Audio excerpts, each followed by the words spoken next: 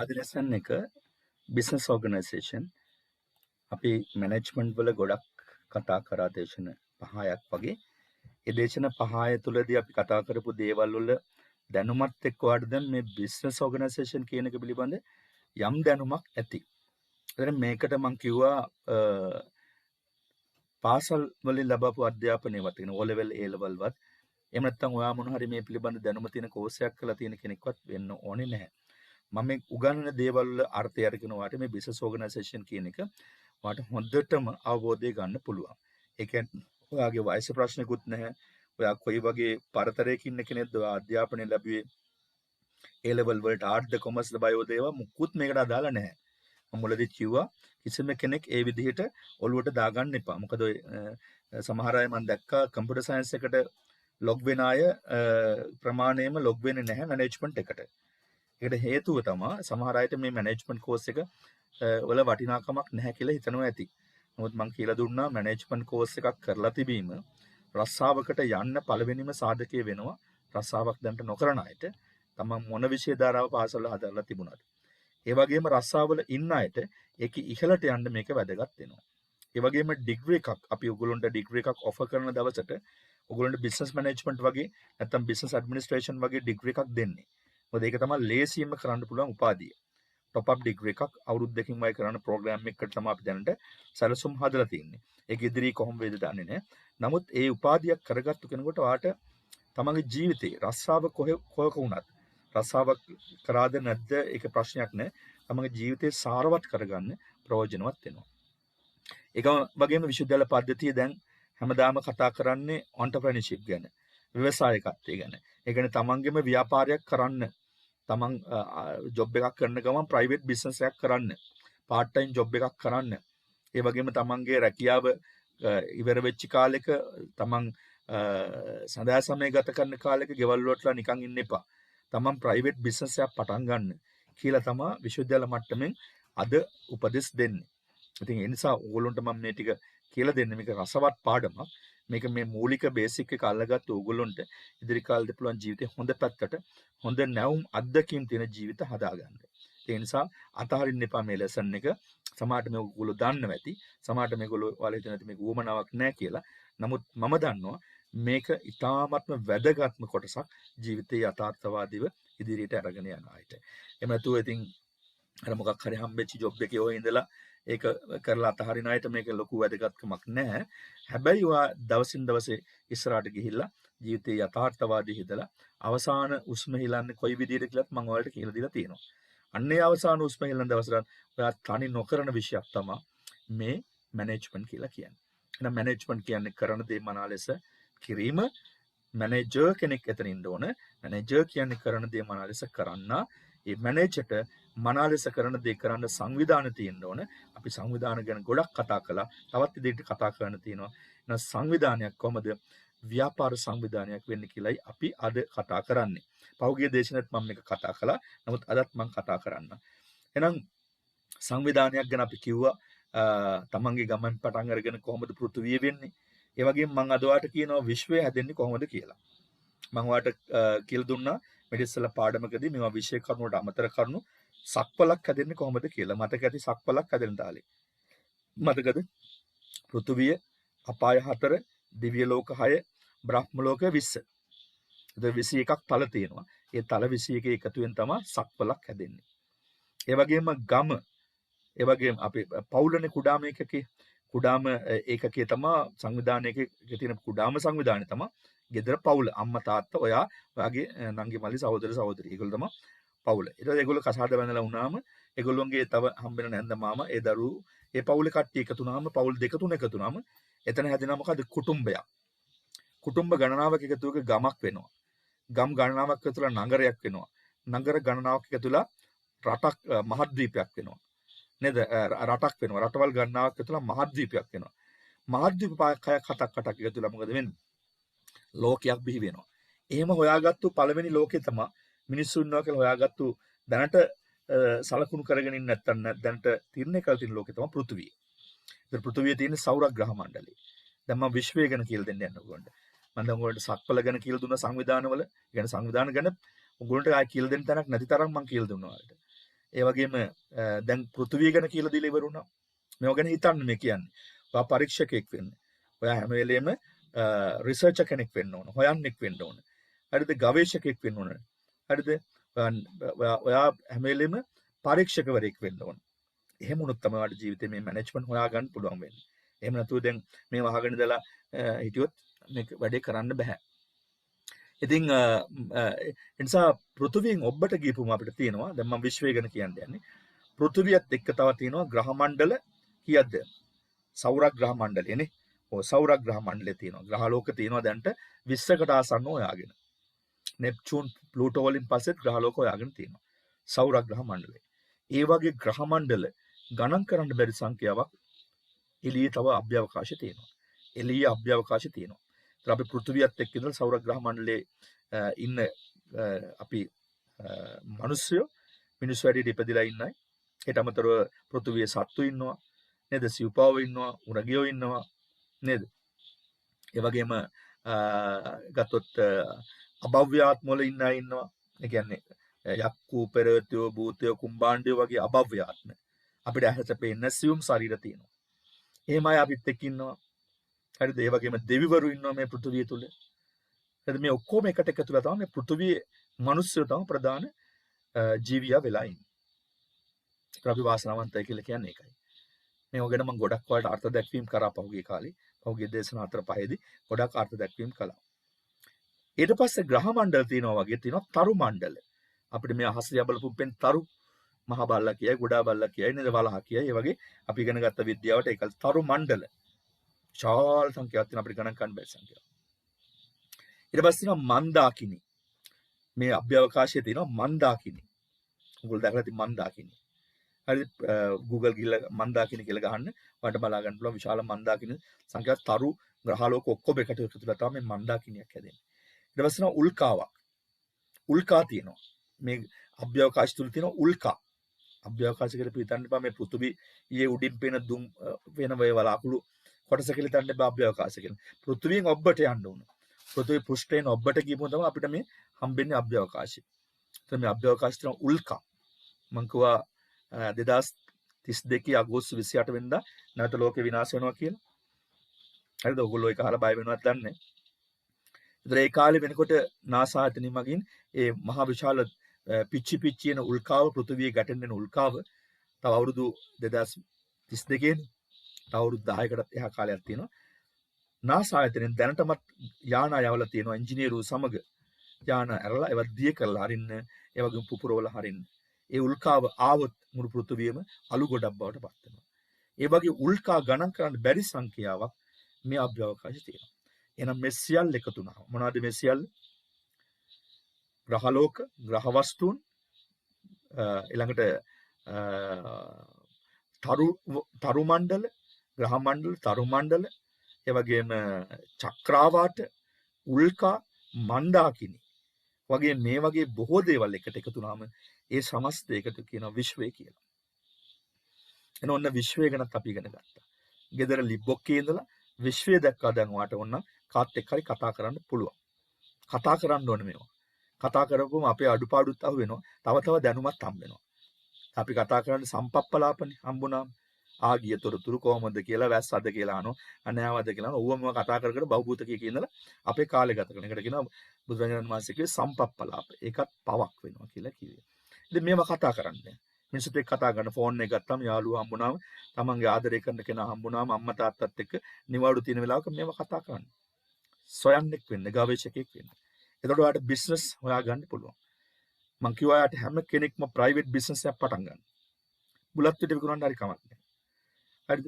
තමන්ගේ ගේ ඉස්සරහා මේ තියාගන්න ලොකු මුට්ටියක් මේ දවස්වල බඩිරිමු තියෙනවා.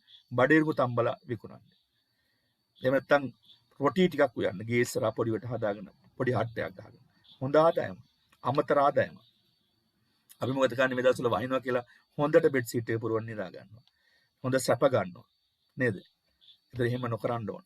ජොබ් එකකට ගියත් ජොබ් එකට ගිහිල්ලා යන අතර එන අතර කල්පනා කරන්න මට රෙස්ට් ටයිම් එකක් තියෙනවා ඒක මොකද මම කරන්නේ? අපිට අද වර්චුවල් බිස්නස් කරන්න පුළුවන්. අන්තර්ජාලය හරහා බඩු ගෙනලා විකුණන්න පුළුවන්. ඒ වගේම අන්තර්ජාලය හරහා අපිට බඩු අලෙවි කරන්න පුළුවන්. මම ඔයගොල්ලන්ට ඒ ගැන දැන් පරීක්ෂණයක් මම දවස්වල කරනවා. ඔයාලා කියන්නම් බිස්නස් වගේක් තියෙනවා ගෙදර ඉඳලා කරන්න බලන්න කොස් කොළ, කෝවක්ක කොළ, පාවට්ට කොළ ඒ වගේ දේවල් මම දැක්ක එක මට හරියට කියවන්න බැරි වුණා. ඒ වගේම ඔය ගෙදර අයින් කරන පොල් කටු ටික පිටරට යවන්න පුළුවන් ගෙදර ඉඳලා පාර්සල් කරලා. ඒවා කරන්න. අපි හිතන ඒවා අමාරුයි. ඒ වගේම ලොකු ගාණක් එන්නේ නැහැ කියලා. ලොකු ගාණක් එන්නේ නැහැ තමයි එකවර. පොඩි ගාණක් එයි.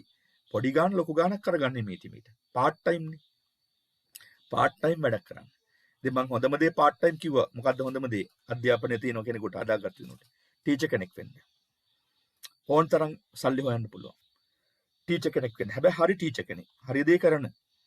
නිසි සහතිකයක් දීලා ළමයි උඩට ගන්න පුළුවන් ටීචර්ස්ලා. දැන් අද ඕන තරම් ඉන්නවනේ ගස් කලටත් එක ටීචර්ස්ලා නේද? එහෙම ටීචර් කෙනෙක් වෙන්න try කරන්න එපා. නේද? චීටින් නොකර ටීචින් කරන්න අපි try කරන්න ඕන. තමන් ක්වොලිෆිකේෂන් එක හදාගන්න ගම ඉස්කෝලේ 1 2 3 4 5 ළමයි ගෙදර පටන් ගන්න. පරිගණක උගන්වන්න. ඉංග්‍රීසි උගන්වන්න. දෙමළ විෂය උගන්වන්න. ඒකට YMIT කැම්පස් එකෙන් අවශ්‍ය කරන සියලුම සාධක, ද්‍රව්‍ය හැමදේම වට අවශ්‍ය කරන හැමදේම අපි සතු තියෙනවා. ඉදිරිය අපි ඒ ගැන කතා කරනවා. මම මේ අදහස් දෙන්නේ. බිස්නස් එකක් කොහමද ඔයාගේ චූටි ගෙදර සංවිධානයේ ඔයා කියන්නේ පොඩි සංවිධානයක සමාජිකයෙක් මේ සමාජිකයා කොහමද මහා දැවැන්ත ව්‍යාපාරිකයෙක් වෙන්න කියලා. ඉතින් ඒක කරන්න ඔයා. ඒකට තමයි මේ මැනේජ්මන්ට් ඕන. ඒ වගේම තමන්ගේ ජීවිතේ වැරදි පාරවල් යනවා නම් ඒ වැරදි පාර නිවැරදි කරගන්න මැනේජ්මන්ට් හොඳ දර්ශන සපයනවා. මම ඒ දර්ශන ගොඩක් ඉගන්වනවා ඔයාලට. මේ දර්ශන ගොඩක් වාට ඉගන්වනවා මේ පෞද්ගලික 14 5 තුල. ඉතින් එහෙම ඔයා හිතන කෙනෙක් වෙන්න. හිතින් මානසික ආබාධ තියෙන අය බවට පත් වෙන්න එපා. අපිට පොඩි පොඩි ප්‍රශ්න ගෙවල් වල තියෙනවා. ආදරය කරන අයට පොඩි පොඩි ප්‍රශ්න තියෙනවා. සල්ලි වල මුදල් වල ප්‍රශ්න ඇති. රැකියා කරන ස්ථානයේ ප්‍රශ්න ඇති. නේද? ඒවා වවාගෙන මානසික ලෙඩ නම් වෙන්න එපා. අපි කරන්නේ ඒවා වවා ගන්නවා. ඒවා වවාගෙන ඒවා ගැන හිත මානසික ලෙඩ වෙලා තමන්ගේ ජීවිතේ යන්න තියෙන ගමන වෙන කාට හරි යනකම් බලන් ඉන්නවා. අපි අර මැරතන් එක දුවනවා වගේ පහු වෙලා ඔය මේට සමාට ලයින් එකට එනවා. එහෙම වෙන්න එපා. ඒ ඔක්කොම අතාරින්න මොහොතකට. අතාරලා තමන්ගේ ජීවිතේට සල්ලි ඕන. හැම කෙනාටම මුදල් ඕන. මං කියවන මුලදී සල්ලි නැතුව අද කරන්න බැරි දෙයක් නැහැ. මිනිස්සු අහනවා සල්ලි නැතුව කොච්චර දේවල් කරන්න පුළුවන්ද කියලා. ඒ පැරණි කතාවක්. අද සල්ලි නැතුව කරන්න පුළුවන් දේවල් කිසිම දෙයක් නැහැ. සල්ලි තියෙන්න ඕන. හොඳ ජීවිතයක් ගත කරන්න, සපවත් ජීවිතයක් ගත කරන්න, මුදල් හදල් හිතේ යටට වියදම් කළා තමන්ගේ ජීවිතය අරගෙන යන්න. ඒ වගේම තමන්ගේ ජීවිතයට අවශ්‍ය කරන ආධ්‍යාත්මය ළඟා කරගන්න හිඟන්න වෙලා බෑ. එනිසා ඔයා හැම වෙලේම part time business එකක් කරන්න. part time business එකට අත ගහන්න. එකක් වැරදි, ආයෙ එකක් කරන්න, තව එකක් කරන්න, තව එකක් කරන්න. කාලේ තියෙනවා. කර ඔයාගේ ජීවිතේට ගැළපෙන එක එන තුරුම කරන්න. ගැළපෙන එක ළඟා වෙන තුරුම කරන්න. මම දන්න ඉස්කෝලේ ටීචර් කෙනෙක් ඉන්නවා. ඉස්කෝලේ ගිහිල්ලා ඇවිල්ලා මිස් කෙනෙක් තමන්ගේ ගෙදර ගඩොල් කපනවා. ඉස්කෝලේ ගිහිල්ලා ඇවිල්ලා ඇඳගෙන ඉන්න චීත්තේ කැපට ගහගෙන ගඩොල් කපනවා. ඊට පස්සේ යා ගඩොල් වලින් ආදායමක් ගන්නවා. ඒ වගේ මිනිස්සු ඉන්න හොඳට උගත් උපාධියකුත් තියෙන කෙනෙක්. එහෙම කරනවා නම් ගඩොල් කපනවා නම් මැටි පාගලා අත්වලින් මැරගෙන ගිහිල්ලා ගඩොල් මේක තියලා අච්චුවේ තියලා කපලා පුච්චලා කාට හරි කතා කරලා ඒ පෝරණේ පුච්චලා විකුණන්න පුළුවන්. කාන්තාව ආවද රටේ ඉන්නවා අපරටේ. ඉතින් අපිට බෑ. මම ඒකයි කිව්වේ බුලත් පිටි ටිකක් විකුණන්න. මම දන්න ඔෆිස් එකකට යන කුරුණෑගල ටවුන් එකේ හොඳ ලොකු ඔෆිස් එකකට යන නිලධාරියෙක් ඉන්නවා. බයික් එකේ ගිය මුල් කාලේ බුලත් පිට තමයි අරගෙන ගියේ. නෝනයි අම්මලා එකතු වෙලා බුලත් පිට හදනවා. අවශ්‍ය මෙයා වැට්ට ගිල යනකම් බුලත් හොයලා තියලා පුවක් කපලා ඔක්කොම කරලා විට ටික හදනවා. විට පැකට් 100ක් විතර අරගෙන ගමන් shopping වල දාන කඩවලට දාගෙන යනවා. විට බුලත් විට. සාමාන්‍ය බුලත් විට එකකින් දැන් රුපියල් 40යි 50යි මම හිතන්නේ බුලත් විට එකක්. රුපියල් 20කටත් එහා ලාභයක් තියෙනවා. ඉතින් පැකට් 100ක් දැම්මොත් රුපියල් 2000ක්. හරිද? අමතර ආදායම. ඒ රුපියල් 2000න් දවසේ ගෙදර හොඳට කාලා බීලා ඉන්න පුළුවන්. අපි ලැජ්ජයිනේ වට. නේද? අනේ බුලත් විට අප්පුව බෑ. අනේ බඩේකුත් අපිට බෑ. රොටි පුච්චන්න ඕවනම් බෑ. පොඩි පොඩි බිස්නස් තියනවා කරන්න. මිනිස්සු අල්ලගෙන පොඩි පොඩි බිස්නස් තියනවා කරන්න. ඒ බිස්නස් පටන් ගන්න. ලොකු දේවල් ගැන ඔළුවේ තියාන අපි ජීවත් වෙලා අවසාන අපිට වයස ගිහිල්ලා අපිට වෙන්න ඕන දේ වෙනකන් අපි දන්නේ නැහැ. අවසාන අපි බොහොම අකාලේ මැරිලත් යනවා. හරිද? ගෑනු ළමයි පිරිමි ළමයි දෙගොල්ලම අම්මලා තාත්තලාත් මේක අහගෙන නැති ඉන්නවනම් හොඳට හිතන්න. රාජ්‍යයේ රස්සාගෙන සීන මවාගෙන ඔහේ එක දේවල් කර ඉන්න එපා. Taman දැනට ඉගෙන ගත්තේ ප්‍රමාණවත් ජීවත් වෙන්න. එකකින් හදාගන්න හොඳ තැනක්. ඉතින් අපි මේ මැනේජ්මන්ට් දේශනේ උගන්වන්නේ කම්පියුටර් වලට බද්ධ කරලා ඒකයි. මේ සහතිකය තාමත් වටීවාට වාගේ ජීවිතේ සරුසාර කරගන්න. දැන් එන අපි ව්‍යාපාර ගැන බිස්නස් ගැන කතා කළා. මේ ටියුටෝරියල් එකේ කතා කරා සංවිධාන ගැන. ඒක නවා දන්නවා. එහෙනම් අපි නිෂ්පාදනයක් වෙන විදිහකට ගත්තා. මිනිසුන්ගේ අවශ්‍යතා මොනවද? ඒවා තෘප්තිමත් කරන්න භාණ්ඩ හා සේවා ඕන. ඒවා සමහර ඒවා නොමිලේ හම්බ වෙනවා. සමහර ඒවා සල්ලි දීලා ගන්න ඕන. ඒ සල්ලි දීලා ගන්නවට අපි කියනවා නිෂ්පාදනය කියලා. එන නිෂ්පාදනයක් වෙනට මොකද වෙන්න ඕන? සාමාන්‍ය භෞතිකව ලබා ගන්න ස්වභාවික වස්තුවක ස්වභාවය ස්ථානයේ තත්ත්වය වෙනස් වෙන්න ඕන. ඒ අනුව කැලණින් මැටි ගෙනල්ලා කොහොමද වළං හදලා නිෂ්පාදනයක් බවට පත් කරන්න කියලා අපි ඉගෙන ගත්තා. නිෂ්පාදන සාධක අපි ඉගෙන ගත්තා. භූමිය, ශ්‍රමය, ප්‍රාග්ධනය, ව්‍යවසාය අලෙවිකරණය ගැන. ඒකට මම ලොකු අර්ථකථනයක් දුන්නා. ඒකේ වීඩියෝ තියෙනවා බලන්න. වීඩියෝ අයපාරක් බලන්න. අද අපි කතා කරනවා ව්‍යාපාර සංවිධාන ගැන. මම මේකත් කිව්වා. එහෙනම් මම මේක අය කියවන්න යන්නේ නැහැ. හරිද? මුල් කාලේ අතීතයේ මිනිසුන්ගේ අවශ්‍යතා ඉතාමත්ම සරල ළඟට වැටිච්ච දෙයක් කෑවා. ඇඳ ගන්න ඇඳුමක් තිබුණේ නැහැ. හරිද? උපන් විදියටම තමයි ඒගොල්ලෝ හිටියේ. ඒ වගේම ගස් බෙනවල, ගල් ගුහාවල ජීවත් වුණා. මිනිසුන්ට තිබුණේ නැහැ කිසිම සංස්කෘතියක් සදාචාරයක්. අපි ඒගොල්ලන්ට කිව්වා ශිලා යුගයේ ජීවත් වෙන මිනිස්සු කියලා. ගල් යුගයේ ජීවත් වෙන මිනිස්සු. කාලයාගේ ඇවෑමෙන් මොකද උනේ? ශිෂ්ටාචාර දියුණු වුණා. With the development of civilization, the wants of the man also developed. ශිෂ්ටාචාර දියුණුවත් සමග මොකද උනේ? මිනිසුන්ගේ අවශ්‍යතාත් සංවර්ධනය වුණා. අන්න ඒ නිසා මිනිසුන්ට බැරි වුණා මොකද්ද? තමන්ගේ දේයින් තමන්ට යපෙන්න. ඒ නිසා තමන් හදපු දේ, තමන් හදපු එළවලු ටික අනිත් පැත්තට දීලා හාල් ටිකක් ගත්තා. තමන්ගේ හාල් ටික වී ටික දීලා වලන් ටිකක් ගත්තා. තමන්ගේ වලන් ටික දීලා රෙදි ටිකක් ගත්තා. ඔහොම යපුම් ආර්ථිකයක් ආවා. මේ යපුම් ආර්ථිකය තුලින් මිනිසුන් බැරි වුණා තමන්ගේ අත්‍යවශ්‍ය දේවල් තෘප්තිමත් කරගන්න. ඒ නිසා මිනිස්සු කලේ මොකද්ද? කර්මාන්ත යුගයත් එනවත් එක්කම කර්මාන්ත යුගය අපි යුග ටිකක් කතා කරලා ඉවරයි. කම්පියුටර් සයන්ස් වල කතා කළා යුග ටික. කර්මාන්ත යුගයත් එනකොට මොකද කරේ? මිනිසුන්ට රැකියාවකට යන්න ඕන වුණා. මිනිස්සු ගෙදරින් ඉඳලා රැකියාවකට ගියා. රැකියාවට ගියේ කොහෙද? නිෂ්පාදනය කරන තැනකට. එක්ක රෙදි හදනවා, එක්ක සබන් හදනවා, එක්ක හාල් හදනවා, එක්ක වෙනත් මොනවා හරි නිෂ්පාදනයක් කරනවා මිනිස්සුන්ගේ අවශ්‍ය දෙයක්. අන්න එතන ජොබ් එකකට ගියා. ඒ ජොබ් එකට යනකොට එතන මිනිසුන්ට රැකියාව දෙන විදිහ ක්‍රමවේද 4ක් යටතේ අපි කතා කළා. මොනවද ඒ ක්‍රමවේද 4? අපි කතා කරා වෙන්ඩෝල් සබන් අරගෙන මතක ඇති. විජේ නිෂ්පාදන අරගෙන කතා කරා මේක. නිෂ්පාදන එකකයක් තියෙනවා. නිෂ්පාදනය කරන වෙනම ෆැක්ටරි එක ඇතුලේ 1000ක් 2000ක් සෙනග ඉන්නවා. රෙදි ෆැක්ටරියක් හිතන්නකෝ. රෙදි මහාන තැනක් ගාමන්ට් ෆැක්ටරියක් ගැන 2000 3000ක් එතන වැඩ කරනවා. ඒවා බෙදා හරිනවා කවුද? වෙනම වාහන ලොරිවල පිටරටවල වල ගුවන් යානවල නැව්වල ඇරලා බෙදා හරිනවා. ඒතකොට ඒවා හදන කට්ටිය වෙනම ඉන්නවා, බෙදා හරින කට්ටිය වෙනම ඒකකයක්. manufacturing unit, distribution unit, ඒ වගේ මේවා විකුණන්නේ කවුද? තව කට්ටියක්.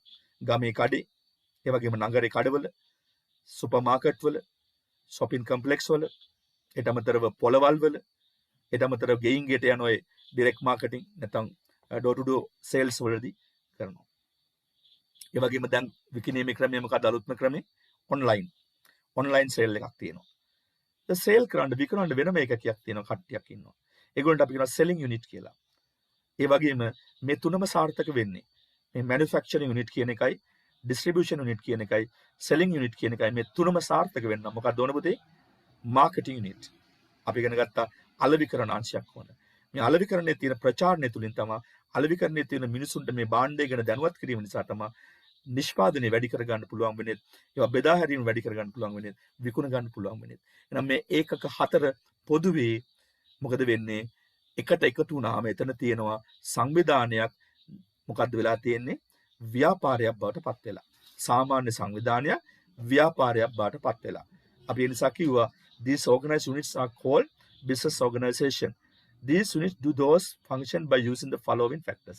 මෙන්න මේ කරුණු භාවිතා කරමින් ව්‍යාපාර සංවිධානයක් තුල මහ විශාල කාර්යභාරයක් කරනවා. මොකද්ද මේ කරුණු ටිකත් අපි කතා කරා. M5 කළමනාකරණයට කළමනාකරුවෙකුට අවශ්‍ය කරන සාධක ටික. එහෙනම් මේ ව්‍යාපාර සංවිධානය තුල කළමනාකාරීත්වයක් ඉන්නවා, කළමනාකරුවෝ ඉන්නවා, ආයතන ප්‍රධානීන් ඉන්නවා, ව්‍යවසායකයෝ ඉන්නවා. මේගොල්ලොන්ට මේ ආයතනයේ තියෙන මෙන්න මේ දේවල් ටික, මෙන්න මේ සම්පත් ටික මනා ලෙස පාලනය කරන්න ඕන. මොනවාද සම්පත් ටික? මිනිසුන් ඉන්නවා, ගෑනු පිරිමි මිනිසුන් ඉන්නවා. ආයතන තුල වැඩ කරන සේවක සේවිකාවන් තමයි මිනිසුන් කියන්නේ. සේවක සේවිකාවන් කවුද?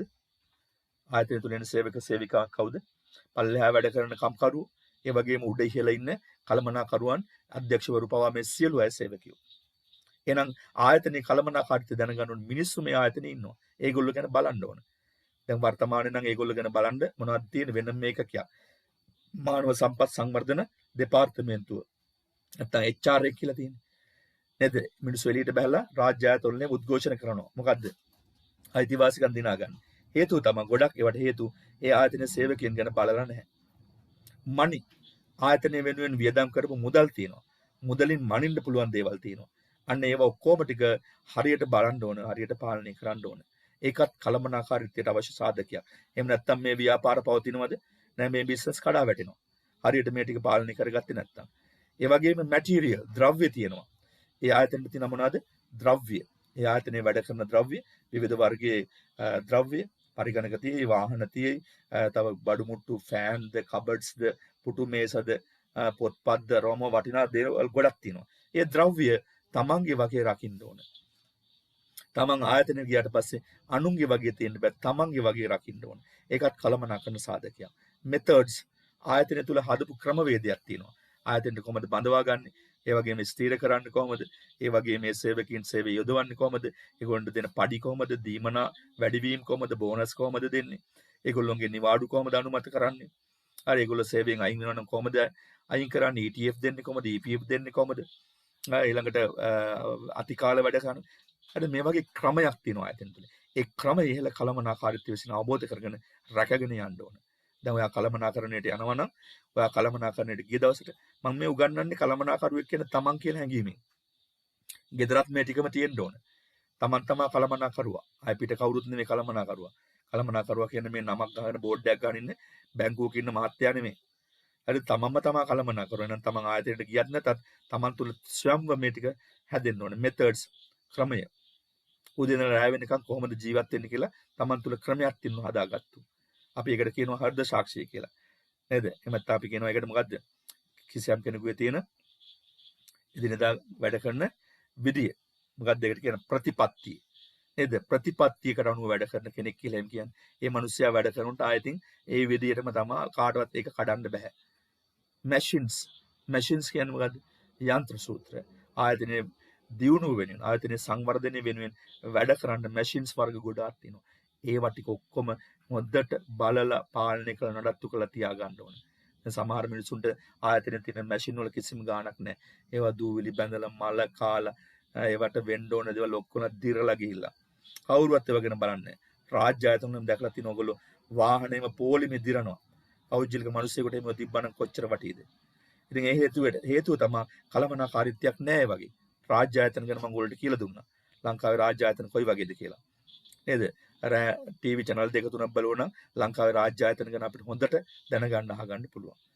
right. එතකොට මේ සියලු සාධක කළමනාකරන සාධක factors of management සංවිධානයක් ව්‍යාපාර සංවිධානයක් කොට මේ කරුණු ඒ තාම වැදගත් වෙනවා. මේවට කියනවා M5 කියලා. ඒ M5 කියපොතේ මේ සියලුම වචන පටන් ගන්න M අකුරෙන්. වාට වෙනවාද men, money, material, methods, machines මේ ඔක්කොම පටන් ගන්න M අකුරෙන් නිසා මේවට M5 කියලා කතා කරනවා. Therefore, a business organization can be defined. A unit organized by a person or a group of people to supply goods and services which are needed to satisfy the wants of the man. එන මේ නිසා මිනිස් අවශ්‍යතාව තෘප්තිමත් කිරීම සඳහා භාණ්ඩ හා සේවා සැපයීමට එක් පුජ්‍යලයකෝ පුජ්‍යල කණ්ඩායමක් විසින් ඇති කරගෙන තිබෙන ඒකක සංවිධානයකට ව්‍යාපාර සංවිධානය කියනු ලැබේ. හරිද? If you have a tute, you have to highlight this. Tute එක තියෙනවා නම් පුතේ මේ ටික highlight කරගන්න. This is the most important thing of this. This is the most important thing. මේක තමයි ව්‍යාපාර සංවිධානයක් කියන එකේ නිර්වචනය සිංහලෙන් මේ ඉංග්‍රීසියෙන්. ඒ නිසා මේ දෙක highlight කරගන්න ටියුටෝරියල් තියෙන ළමයි නැති ළමයි හිතින් හරි highlight කරගන්න. මේ ටියුටෝරියල් සියල්ල මම ඔයගොල්ලන්ට print කරගන්න දීලා ඉවරයි. ඉතින් දැන් ඊළඟ සතියේකට තවත් ටියුටෝරියල් lot එකක් තියෙනවා. ඉතින් දැන්ටම print කරලා නැත්නම් මගේ කරුණාකරලා ඉල්ලගෙන ආය පාරක් කරලා ඉල්ලගෙන print කරගන්න. තව ටියුටෝරියල් එනතොගියක් වට print කරලා file කරලා තියාගන්න ඒවා තියෙනවා. තාම course එක පටන් ගත්ත විතරක් නිසා. right අද මාතෘකාව අලුත් මාතෘකාව වෙන්නේ මොකක්ද දෙන types of organization නේද already you know that අදන්නවා දැන්ටමත් මේ organization කියන එක හරිද මම ඔයගොල්ලන්ට කියනවා මේ ටික ලියා ගන්න ඉස්සෙල්ලා මේක ටියුට් එකේ තිබුණාට කමන්නේ ප්ලීස් කොලයක් කරන් ලියන්න බලන්න ටක් ගාලා මේ ටික organizations මේ වගේ ඊතල දාලා formal organization and informal organization after that formal organization we can divide into two parts profit making organization and non-profit organization මතක හිටින්න ලියන්න බලන්න මතක හිටින්න කොලයක් කරන් ලියන්න විනාඩි 2ක් දෙනවා ටක් ගාලා කොලයක් ගත්තා ඩ්‍රාෆ්ට් එක දාගත්තා මතක හිටින්න ටියුට් එකේ මේක තියෙනවා නමුත් ඔයාලා ලියා ගන්න බලන්න විනාඩි 2යි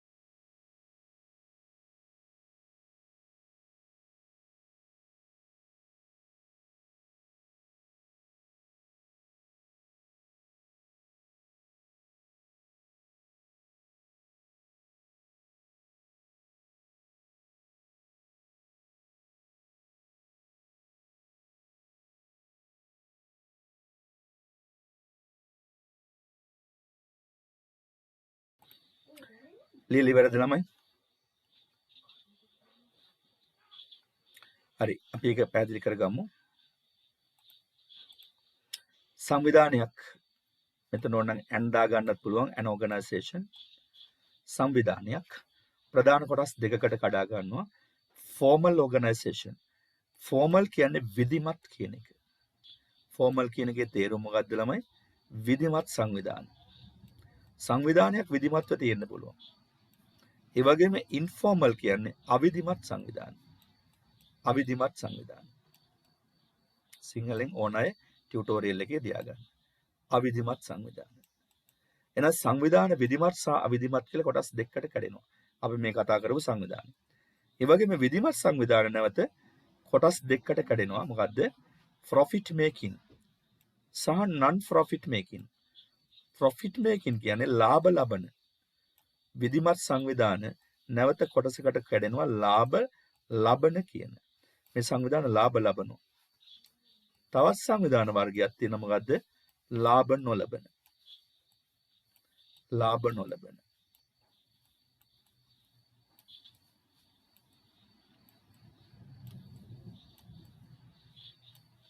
right ඔන්න සංවිධාන ප්‍රධාන ආකාර දෙක formal informal මොනවද මේ formal කියන්නේ විධිමත් යම්කිසි සංවිධානයක විධිමත් භාවයට අවශ්‍ය සාධකතා පොඩ්ඩෙන් අපි කතා කරනවා ඒ සාධක ටික සියල්ල හෝ ඉන් කොටසක් තියෙනවා ඒක විධිමත් informal කියන්නේ මොකද ඒ සාධක වලින් බහුතරයක් නැත. බොහෝ දේවල් නැත. ඒවා ඉන්ෆෝමල්. බොහෝ වෙලාවට රජයේ ලියාපදිංචි කිරීමක් නැත. රජයේ ලියාපදිංචියක් සතුව යම් සංවිධානයක් ක්‍රියාත්මක වෙනවා නම් ඒක මොකද්ද? ෆෝමල්. මේවා රාජ්‍ය සහ පෞද්ගලික දෙයන්සේටම අයත්. විධිමත් සංවිධාන රාජ්‍යයක් තියෙනවා. හරිද? පෞද්ගලිකක් තියෙනවා. පෞද්ගලිකක් තියෙනවා. ඒ වගේම රාජ්‍ය නොවනක් තියෙනවා. අපි කියන්නේ රාජ්‍ය නොවන සංවිධාන කියලා. NGO වගේ ඒවා. හරි රාජ්‍ය නොවන සංවිධානත් මේක ඇතුලේ තියෙනවා.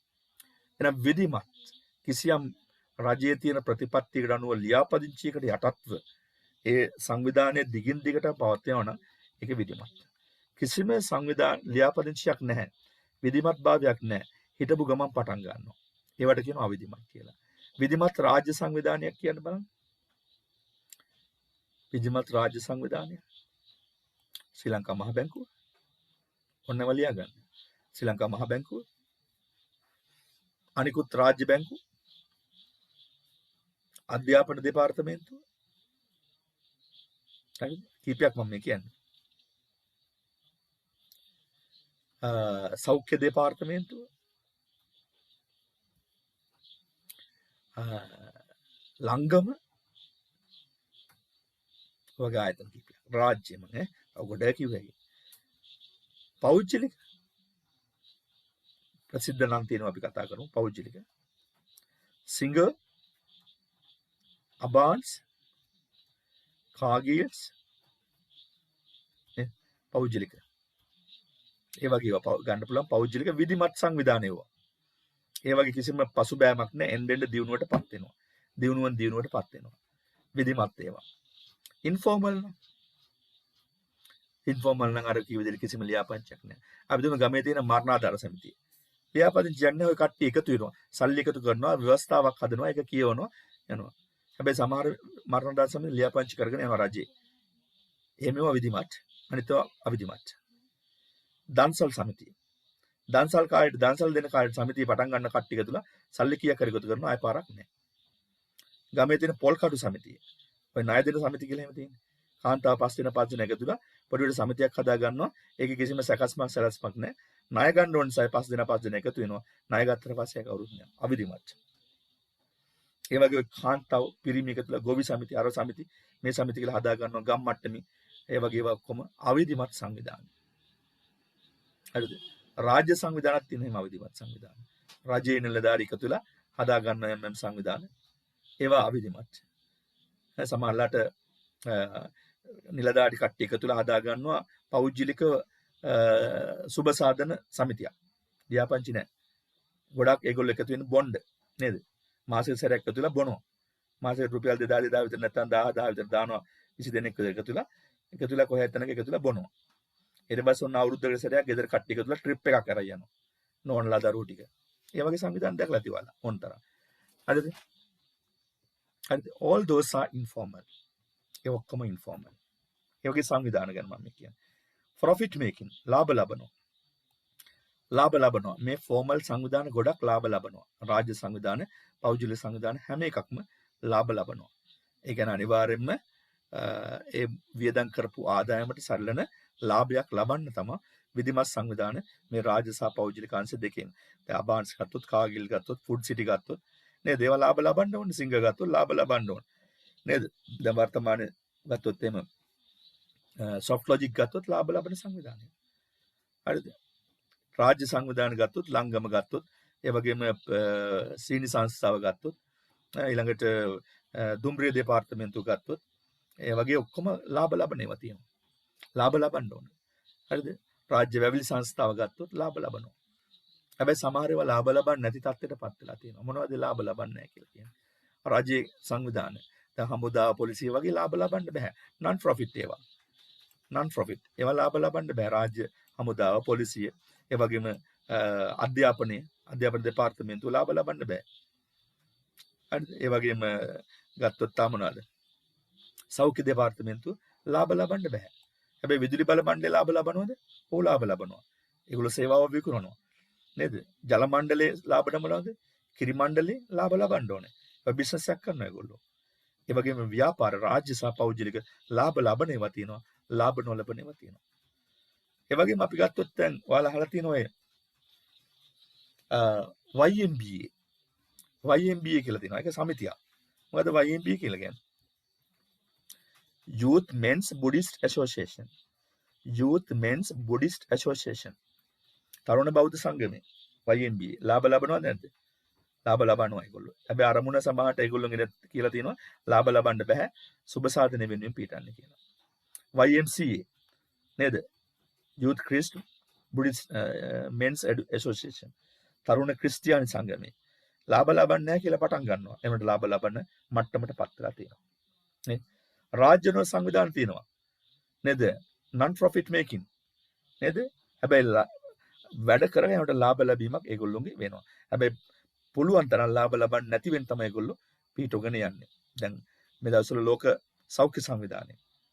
ඒ වගේම ගත්තොත් එම UNICEF, UNESCO නේද? ඒවා ලාභ ලබන්නේ නැති විදිහට තමයි හදලා තියෙන්නේ. ලෝකින්නේ මහා ධන කුවරයන් රටවල් රාජ්‍ය තාන්ත්‍රික විසින් ඒවට ආධාර කරනවා. ඒගොල්ලෝ රටවල් ඒවා රාජ්‍ය නොවන සංවිධාන හැටියට බෙදාහලා ව්‍යාප්ත කරලා යනවා. ඉතින් ඒගොල්ලෝ ඒවා ASCII වෙන වෙන දේවල් අරන් එනවා. ආගම අරන් එනවා. විවිධ වර්ගයේ මතවාද ගොඩ නගා ගන්නවා රටවල් තුල ඇවිල්ලා. නේද? තරුණ කණ්ඩායම් විවිධ දේවල් වලට පොළඹවන දේවල් තියෙනවා. මත් ද්‍රව්‍ය වලට වගේ, ආගම් වලට වගේ පොළඹවල යුද ගැටුම් වලට පොළඹවන ඒවා ඒ යටින් එනවා. නේද? ඉතින් සමහර ආයතන ලංකාව වගේ ඔයගොල්ලෝ දැකලා ඇති ඔය වර්ල්ඩ් විෂන් වගේ ආයතන ගොඩක් සේවයක් කරනවා රට තුල. ගොඩක් ඉස්කෝල වලට අරවට මේවට සමිති සමාගම් වලට. හැබැයි ඒගොල්ලෝගේ යටි අරමුණක් ඇති. අපි ඒක දන්නේ නැහැ. ඒවා ලාභ නොලබන සංවිධාන. දැන් මොන ගොඩක් කිව්වා සංවිධාන ගැන. මේ අර්ථය ඔයාට වැදගත්තේ ඔයා මොන වගේ සංවිධානයකද මේ වෙනකොට ඉන්නේ කියලා දැනගන්න. මේ දින මේ වගේ සංවිධාන ස්කූල්ස් පාසල් කියන සංවිධානය, බිස්නස් එකක් කියන සංවිධානය, ෆැමිලි කියන හොඳ සංවිධානය, ග්ලෝබල් කමියුනිටි, ලෝක ප්‍රජාව, ලෝ ඇන්ඩ් මෙඩිසින් වගේ මේ ඔක්කොම සංවිධාන. යම් සංවිධානයක් විධිමත් නම් ඒකේ තියෙන ප්‍රධාන ගුණාංග ටිකක් මෙතන තියෙනවා. යම් සංවිධානයක් විධිමත් නම් ඒ තියෙන ප්‍රධාන ගුණාංග ටිකක් මෙහි තියෙනවා. මොනවද මේ ප්‍රධාන ගුණාංග ටික?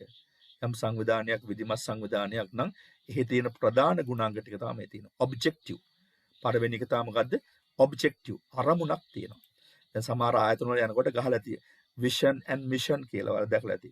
ඔය සම්පකාර දෙපාර්තමේන්තුවේම තියෙන ආයතන වල ගහලා තියෙන විෂන් ඇන්ඩ් මිෂන්. රාජ්‍ය ආයතන වල ගොඩක් ගහලා තියෙනවා. ඇතුළට යනකොටම තියෙන විෂන් ඇන්ඩ් මිෂන්. ඒ වගේම නැත්තෙත් ඒක නේද? ඒ කියන විෂන් එක නැහැ. ඒ කියන මිෂන් එකත් ඒගොල්ලෝගෙන් නැහැ. ඒකට ඒක ගහගෙන ඉන්නවා. ඒ රාජ්‍ය ආයතන වල. පෞද්ගලික ආයතන වලත් තියෙනවා. ඔබ්ජෙක්ටිව් කියන අරමුණ. එන අරමුණක් තියෙනවා. මේ සංවිධානයක් විධිමත් වෙන්න නම් මොනවද තියෙනවනේ? අරමුණක් තියෙනවා. ඒක මේන් ඔබ්ජෙක්ටිව්ස්. මේන් ඔබ්ජෙක්ටිව් හරි ඔබ්ජෙක්ටිව්ස් හරි වෙන්න පුළුවන්.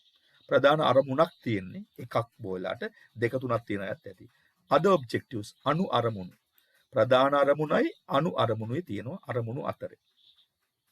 ඒ වගේම සංවිධානය තුල ඉන්න පුළුවන් ඕන කියන්නේ අයිතිකරු, ලීඩර් නායකත්වයක් තියෙන්න පුළුවන්. ෂෙයා හෝල්ඩර්ස්ලා කොටස්කරුවන් ඉන්න පුළුවන්. පාර්ට්නර්ස් හවුල්කරුවන් ඉන්න පුළුවන්. මොන සංවිධානයක් තුළ තියෙන විධිමත් භාවයේ ඊළඟ ලක්ෂණේ අයිතිකරුවන්, නායකයන්, කොටස්කරුවන්, හවුල්කරුවන් වැනි අය ඉන්න පුළුවන්. සංවිධානයක් විධිමත් නම් ඕන, ලීඩර්, ෂෙයා හෝල්ඩර්ස්, පාර්ට්නර්ස්. මේ ඉංග්‍රීසියෙන් තියෙනවා සියල්ල ඔයාලා මයික් ඕෆ් කරගෙන කියන්න පුතේ. ඔය ඉන්න තැන ඉඳලා. එතකොට තමයි ඔයාලට මේක ගැන අර්ථයක් එන්නේ. ඊළඟට ග්‍රෝ එකක් තියෙනවා. පසුබෑම නෙමෙයි තියෙන්නේ වර්ධනයක් තියෙනවා. ආයතනයේ වර්ධනයක් තියෙන්න ඕනේ. දවසින් දවස කඩා වැටෙන ගතියක් තියෙන්න බෑ. වර්ධනයක් තියෙන්න ඕන. ගෝයින් කන්සර්ට් එකඟතාවයක් තියෙන්න ඕන. ආයතනයේ විධිමත් නම් ඒ ආයතනයේ ඉන්න සියලු කට්ටිය එකට එකතු වෙලා වැඩ කරන්න ඕන. අපි ඒක කියන ගෝයින් කන්සර්ට් කියලා. රෙස්පොන්සිබිලිටි එකක් තියෙන්න ඕන. ආයතනයේ ඉන්න මිනිස්සුන්ගේ ඉහළ කළමනාකාරී ඉඳලා පහළ සේවකයා තුල දක්වාම රෙස්පොන්සිබිලිටි එකක් තියෙන්න ඕන. වගකීමක්. තවත් මේකට එකක් එකතු කරගන්න accountability. තවත් වචනයක් තියෙනවා මොකද්ද? accountability.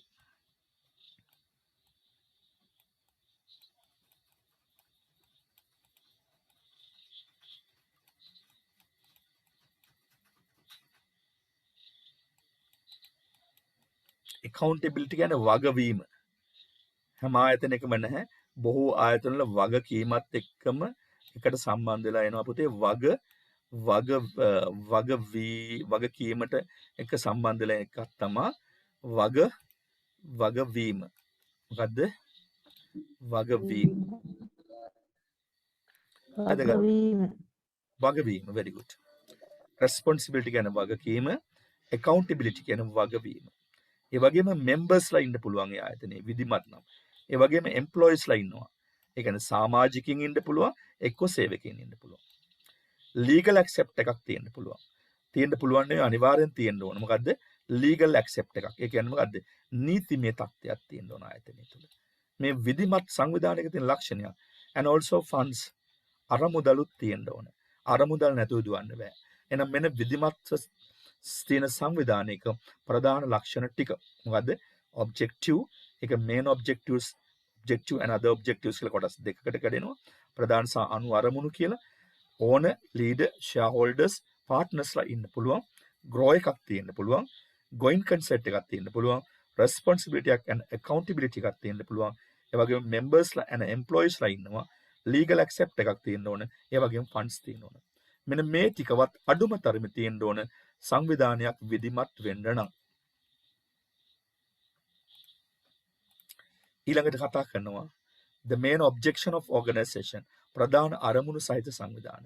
ප්‍රධාන අරමුණු සහිත සංවිධානත් අපේ රටේ සහ ලෝකයේ හැමතැනම තියෙනවා. මොනවද මේ ප්‍රධාන අරමුණක් සහිතව තියෙන සංවිධානේ? Army, police, university, religion organization, religious organization කියලා මෙතන දෙන්නේ GIOUS කියලා. religious organization, ඒ වගේම business organization.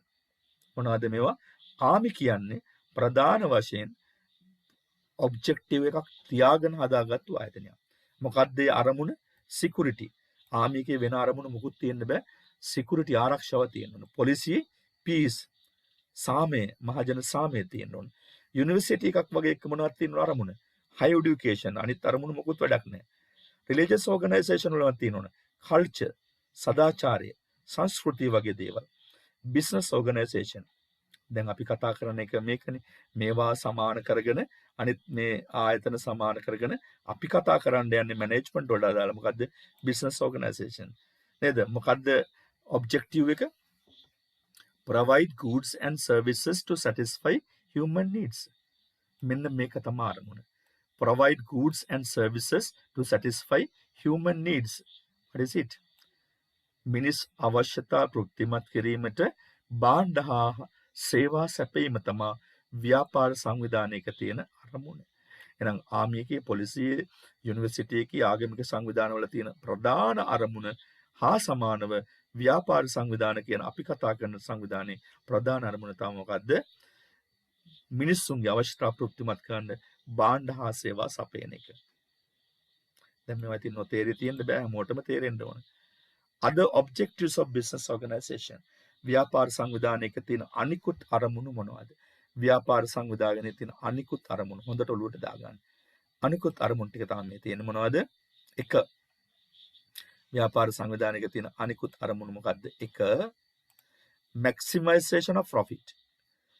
maximization of profit.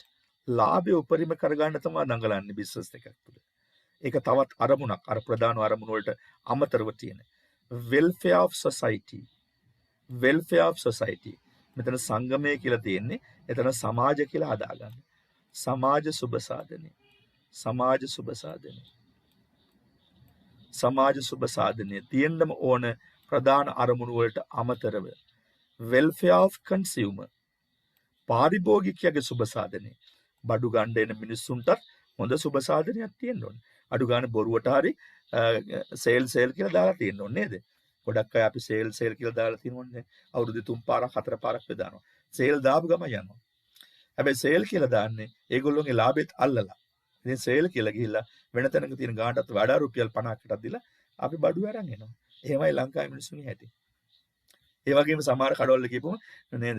ඔය මුස්ලිම් අය ඉන්න කඩවලට කියපුවා ආනෝනා ඉඳ ගන්න කියලා බීමෙකුත් යනලා දීලා නේද? තව මොන හරි ටොපික් දීලා ටොපියෙකුත් කන්න යන්න ඕන කියලා දීලා බඩු බිල දානවා. දාලා කියන රුපියල් 5ක් මේක අඩු කරා, 8ක් අඩු කරා, 10ක් අඩු කරා.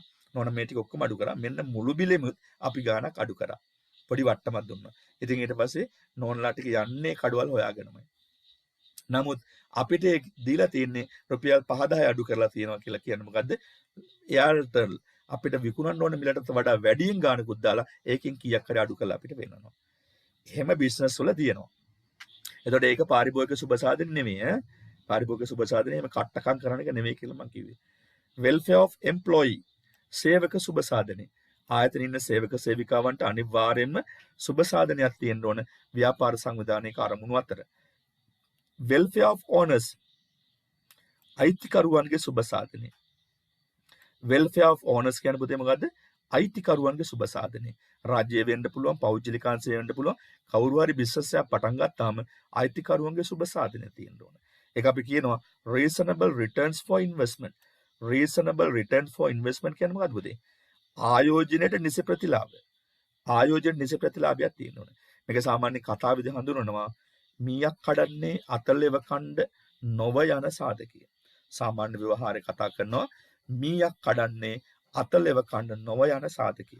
විභාග ප්‍රශ්න පත්‍රය වයින් අහුවොත් එහෙම මීයක් කඩන්නේ අතලෙව කණ්ඩ නොව යන සාධකය හැඳින්වෙන අනෙකුත් අරමුණු කුමක්ද? ව්‍යාපාර සංවිධානයක අනෙකුත් අරමුණු කුමක්ද? මීයක් කඩන්නේ අතලෙව කණ්ඩ නොව යන සාධකය හැඟවෙන ව්‍යාපාර සංවිධානයක අනෙකුත් අරමුණු කුමක්ද කියලා ප්‍රශ්න පත්‍රය අහුවොත් එහෙම ඔයාලට උත්තරයට උඩ ගහන්න වෙන්නේ මොකද්ද ළමයි? welfare of owners. මතක තියාගන්න. හොඳයි. ඉතින් ඊළඟ පාඩම ටිකක් බැරෑරුම් එකක්. ඒක ටිකක් ලොකුවට කතා කරන්න ඕන එකක්. ඊළඟට අපි ඊළඟ දවසේ ඊළඟ පාඩම කතා කරනවා ශ්‍රී ලංකා ව්‍යාපාර සංවිධාන වල තියෙන තත්ත්වය ගැන. එතකොට අපිට බිස්නස් ඕගනයිසේෂන් ගැන ගොඩක් ලොකු අවබෝධයක් එනවා. ඒ වගේම රැකියාව කොහෙද අපිට තියෙන්නේ? අපි හොයාගන්න නැති රැකියාව කොහෙද අපිට හොයාගන්න තියෙන්නේ කියලා. එහෙනම් අද දේශනේ ඉවරයි. නැවත අපි ලබන බ්‍රහස්පතින්දා කියන්නේ අද 5 වෙනිදා බ්‍රහස්පතින්දා කියන්නේ 7 වෙනිදා. 7 වෙනිදා 6ට නැවත මුණ ගැහෙනවා. ඒ වගේම ඔයාලගේ පේමන්ට්ස් කරලා තියාගන්න. පේමන්ට්ස් කරලා තියාගත්ත නැත්නම් 10 වෙනිදාන් පස්සේ ඔයාලට බැච් එකට සම්බන්ධ වෙන්න බැරි වෙනවා. right එහෙනම් thank you very much. හැමෝම පරිස්සමෙන් ඉන්න. good night all. Good night, sir. Thank you. Thank you, Good night, sir. sir. Good night, Good sir. night, sir. Good night, sir. Thank you, sir. Good night.